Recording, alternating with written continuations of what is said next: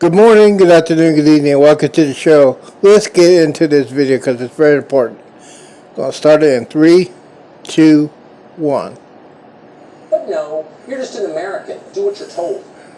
Shelley Luther just learned that lesson in the hardest way. Luther owns a salon in the city of Dallas. In March, she closed her business. The government told her to. She lost all of her income when she shut it down because that's what our leaders demanded. And then she waited. And she waited, and she waited. And a month later, her business was still closed, and she was out of money. Finally, she decided she had no choice. Her back was against a wall. So on April 24th, she reopened her salon. The government warned her not to do that. They sent her a citation. She did it anyway. Dallas salon owner Shelley Luther vowed to remain open in defiance of state orders, tearing up a citation she received. I could be used as an example, or they'll go away, or I don't know. I'm not going to shut down. I can be used as an example, Luther said. She was assuming that other business owners in Dallas might follow her lead. But the government took notice. They wanted her to be an example too, but in a very different way. Police arrested Luther. They dragged her before a Dallas County judge called Eric Moy, and that was Luther's bad luck. Moy is a deeply irresponsible person. He is a political hack. He is a self-described Democratic Party activist. He once circulated a chain letter denouncing Supreme Court Justice Clarence Thomas as a race traitor. Eric Moy lectured Shelley Luther about how she was a bad person. Watch. Your actions were selfish, putting your own interests ahead of those of the community in which you live. That they disrespected the executive orders of the state, the orders of the county, and this city.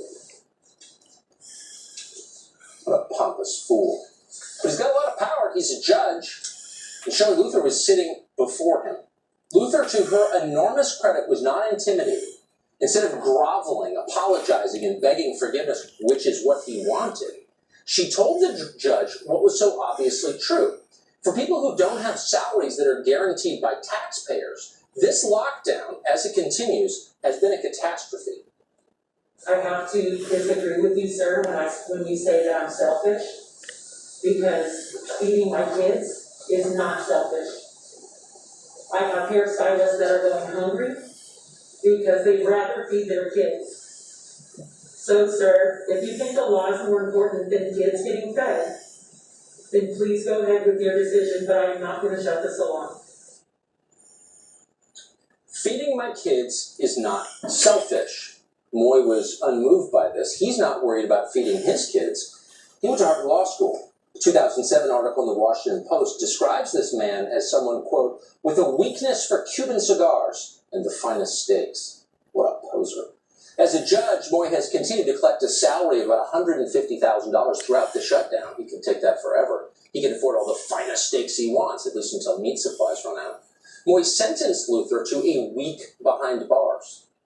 So that's what's going on in Dallas tonight. Small business owners who are going under, these are people with employees who are struggling to buy food, are being punished for the crime of earning a living by authoritarian buffoons, goons who are living off their tax dollars. How's that for an arrangement?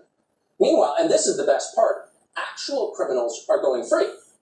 3 weeks ago, the city of Dallas began releasing more than 1,000 inmates from the county jail. Some are in for serious felonies. Authorities said they had no choice. They had to save the inmates from the virus, the very same virus that Shelley Luther will likely be exposed to in jail where she is now for trying to earn an honest living. It's hard to believe any of this is real.